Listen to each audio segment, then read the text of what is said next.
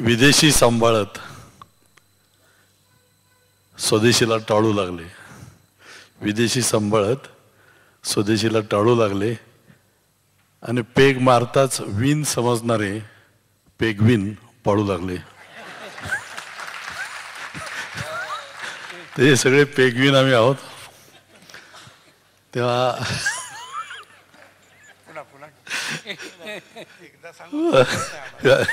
अशोक म्हणतात की पुन्हा घ्या म्हणजे दुसरा पेग.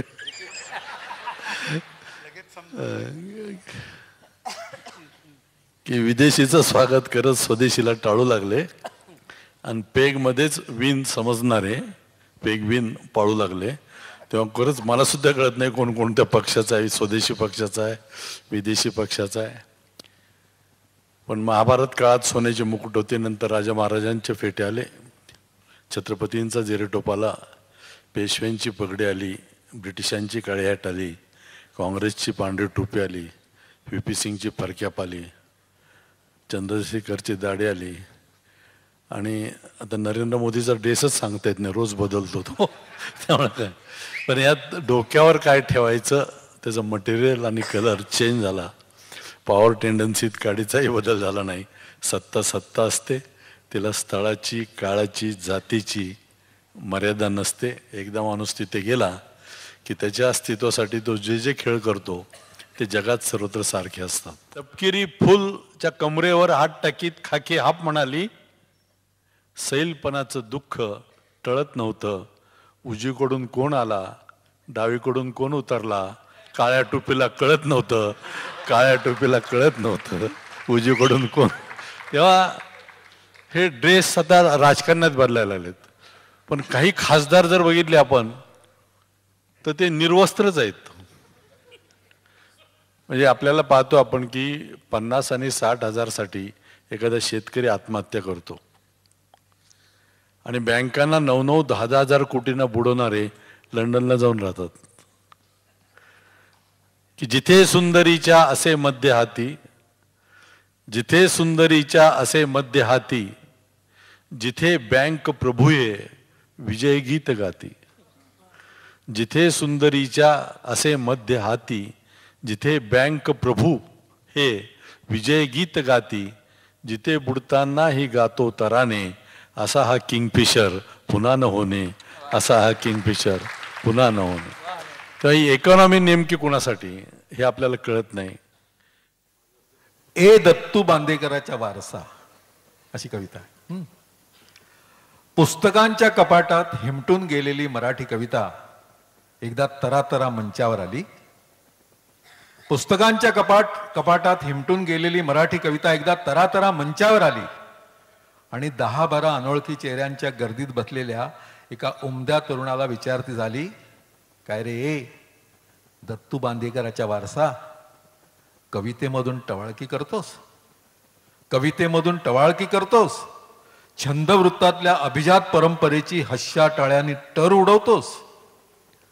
सिनेमाचं झालेलं कर्ज फेडत तो नगरी तरुण हसत बोलला, हे प्रिय मायबोली, ही नाही टवाळी, ही काही टवाळकी नाही, कुचाळकी तर नाहीच नाही. मी इथल्या वास्तवावर जरा तिरकं भाष्य करतो, मी इथल्या वास्तवावर जरा तिरकं भाष्य करतो आणि 11 कोटी बांधवांसाठी विडंबनातून हास्य करतो. 11 कोटी बांधवांसाठी विडंबनातून हास्य करतो. 4-4 ओळीमधली फोडणी मला सुचत जाते आणि बातम्यांवरची माझी कॉमेंट नेत्यांनाही रुचत जाते. कारण सदाशिव पेठी कवितांनी मराठी रसिक विटला आहे. सदाशिव पेठी कवितांनी मराठी रसिक विटला आहे. त्यांना माझ्या लेखणीचा जामखेडी पॅटर्न पटला आहे. कारण पुणेरी स्वच्छ निर्मळ भाषेत अस्सल ग्रामीण किक नसते आणि समीक्षकांना टरकेल अशी वातर्डिका कधीच वीक नसते. पुण्या मुंबईच्या कळपात रमायला माझी कविता काय वेडी आहे? देणं ना घेणं, नुसतंच कंदील लावून येणं ही त्याची अभिजात खोडी आहे. संमेलनाचे निमंत्रण यायला मी काही कुठल्या गटातला नाही आणि नुसत्या शब्दांच्या झुल्यावर झुलायला मी काही विद्यापीठातला नाही. कविता मग गालात हसत तरुणाकडे म्हणाली, नकळत पटकत चांगभलं म्हणत टाळ्यांमध्ये नाहत राहिली. कोणीतरी तिच्या कानात बोलले की एक रामदास सावधान म्हटल्यावर बोल्यावरून निघून गेला. एक रामदास सावधान म्हटल्यावर बोल्यावरून निघून गेला आणि हा रामदास सावधान म्हणत कंदील घेऊन कवितेत आला. हा रामदास सावधान म्हणत कंदील घेऊन कवितेत आला. 25 वर्ष झाली तरी चांगभलची गोडी मिटत नाही आणि या टोपीखाली दडलंय काय बघायची हौस काय फिटत नाही. नोनो नाना करता करता नाना सगळ्या गोतावळ्याचा झाला. नोनो नाना करता करता नाना सगळ्या गोतावळ्याचा झाला आणि फोंडकेनंतर फक्त एक फुटाणेच इतका जागतिक झाला. फोंडकेनंतर फक्त एकमेव फुटाणेच इतका जागतिक झाला. टीम नाना आता फक्त कवितांसाठी तयार आहे आणि वरवर वात्रट वाटले तरी आत मराठीचाच विचार आहे. वरवर जरी वात्रट वाटले तरी आत मराठीचाच विचार आहे. सारा ऐकून कविता म्हणाली, अरे बांदेकर आत्र्यांच्या वारसदारा ऐक नीट. अभिजात कंपूत आता सुद्धा ते काही तुला घेणार नाहीत. अभिजात कंपूत आता सुद्धा ते काही तुला घेणार नाहीत. पण माझा नवा इतिहास तुझ्या फोडणीशिवाय पुरा होणार नाही. माझा पूर्ण इतिहास तुझ्या फोडणीशिवाय पुरा होणार नाही.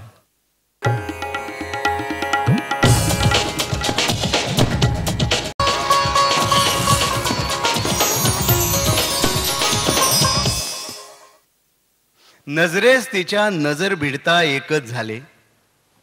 नजरेस तिच्या नजर भिडता एकच झाले. तिचे डोळे आले होते माझेही आले. असं काहीतरी लिहित होतो पण आता बरं लिहायला लागलो थोडं. आणि हसतात हास्य फुलवण्यासाठी नानांनी हे 30 वर्ष प्रयत्न केले. नाहीतर मग नाना अवस्था कशी असती, हसण्याची संधी असूनही ते सारे रडले होते.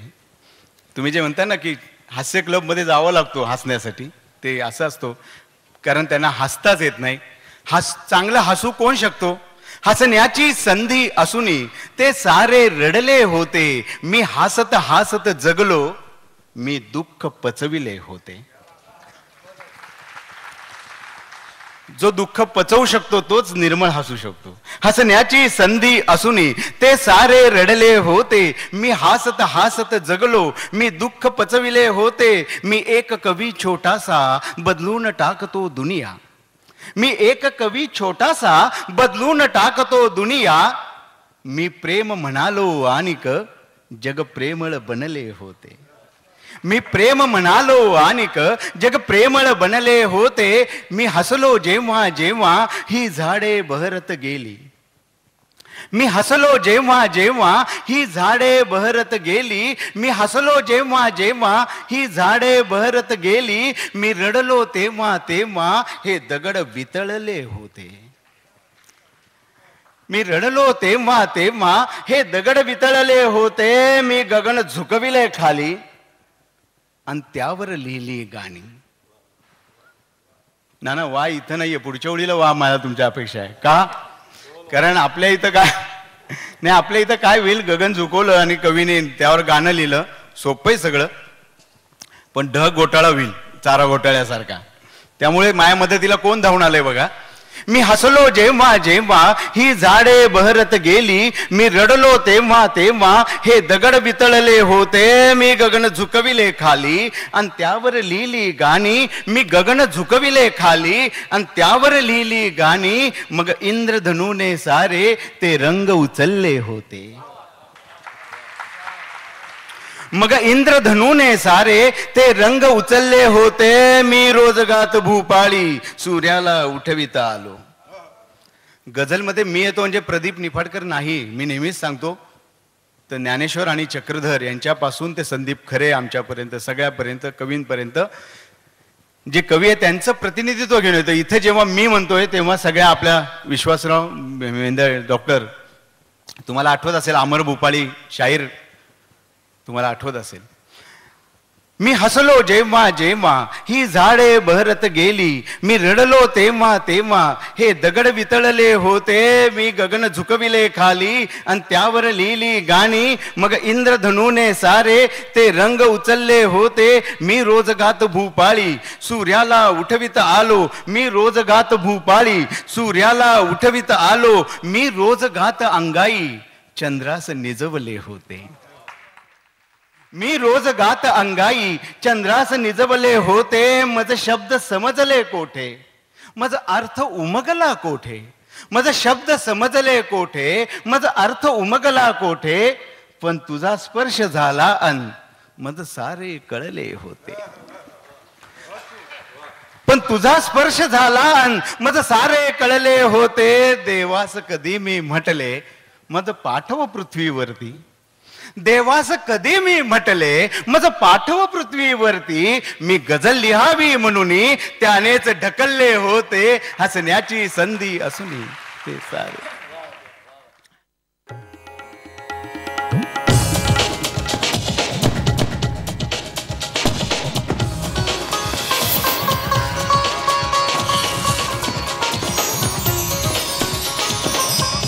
झरझरणाऱ्या लेखणी संगे झरझर विचार धावत येतील,